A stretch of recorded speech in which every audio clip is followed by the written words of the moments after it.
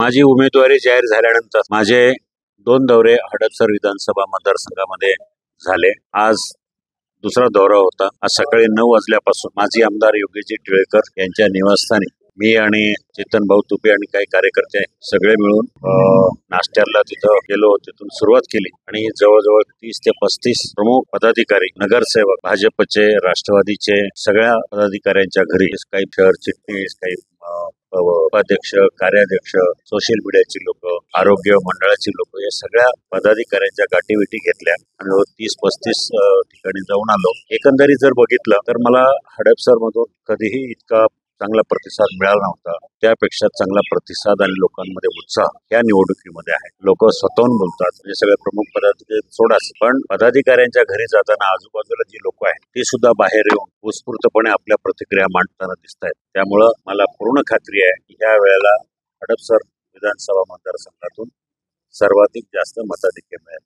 काल तुम्ही पाहिलं महायुतीमधले सगळे प्रमुख घटक, सगळे प्रमुख पदाधिकारी हडपसर विधानसभा मतदारसंघातले आजी माजी आमदार हे सगळे एकत्रितपणे एकाच व्यासपीठावर आले, त्या बैठका झाल्या आणि आज दिवसभर सगळे आजी माजी आमदार आणि सगळे पदाधिकारी तिन्ही पक्षाचे एकत्रितपणे आम्ही फिरत होतो. आज सकाळीच आमदार आदरणीय चेतन भाऊ आणि मी राष्ट्रवादी काँग्रेस पक्षाचे हडपसर विधानसभा मतदारसंघाचे अध्यक्ष डॉक्टर जगदाळे आम्ही सकाळी 7 वाजता डॉक्टर बाबासाहेब आंबेडकर पुतळ्याला जाऊन अभिवादन केलं आणि खरोखर तिथून ऊर्जा घेऊन आम्ही आज सुरुवात जरी केली असली तरी डॉक्टर बाबासाहेब आंबेडकर आमच्या दृष्टीनं, त्यातल्या प्रत्येक नागरिकाच्या दृष्टीनं एक आदरणीय व्यक्तिमत्व. त्यांनी या देशाची घटना, आज जी लोकशाही ज्या पायावर उभी आहे ती घटना डॉक्टर बाबासाहेब आंबेडकर यांनी लिहिलेली आहे आणि त्यांचं बाबासाहेब आंबेडकरांचे विचार आज महाराष्ट्रातच नाही, महाराष्ट्राच्या बाहेर आणि देशाच्या बाहेर आंबेडकर जयंती तुम्हाला वाटत असेल, परंतु भारतापुरती मर्यादित, अगदी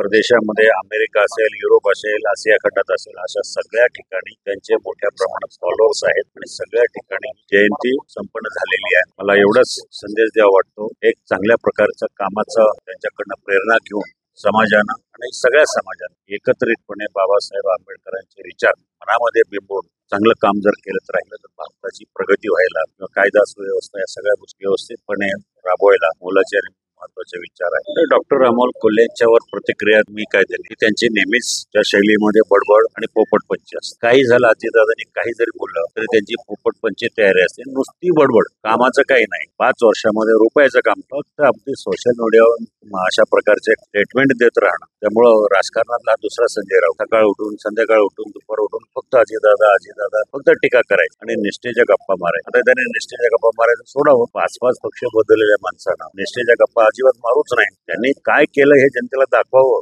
5 वर्षात जनतेने तुम्हाला संधी दिली दिल्लीमध्ये जनतेचं प्रतिनिधित्व करण्याची. उगाच आपल्या खोट्या काहीतरी बातम्या लोकांमध्ये पसरवणं, लोकांच्या मनामध्ये बिंबवणं, एखादी गोष्ट 10 वेळा खोटी गोष्ट खरी करून सांगितली ती खरी वाटते. तशाच प्रकारे विकास कामं केलं असं रोज सकाळ संध्याकाळ जसं निष्ठेचं जो माल आहे तो विकण्याचा प्रयत्न करतात.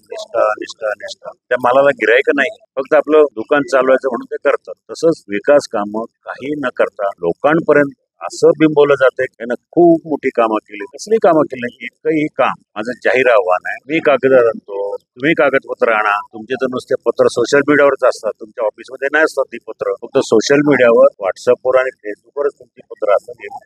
पत्र कुठं दिसतच नाहीये. मग उगाच आपलं फेकामफेकी करायची, मी हे केलं, मी ते केलं. ग्रामीण भागामध्ये जाऊन विचारा. इथं तर लोकांना फारसा शहरातल्या विकासाशी आणि कोण काय करतो, कोण किती वेळा आलं, किती वेळा गेलं याचा काही संबंध नसतो. पण तुम्ही ग्रामीण भागामध्ये जा, काही लोक विचारतात, तुम्हाला लाज वाटली पाहिजे उभं राहायला.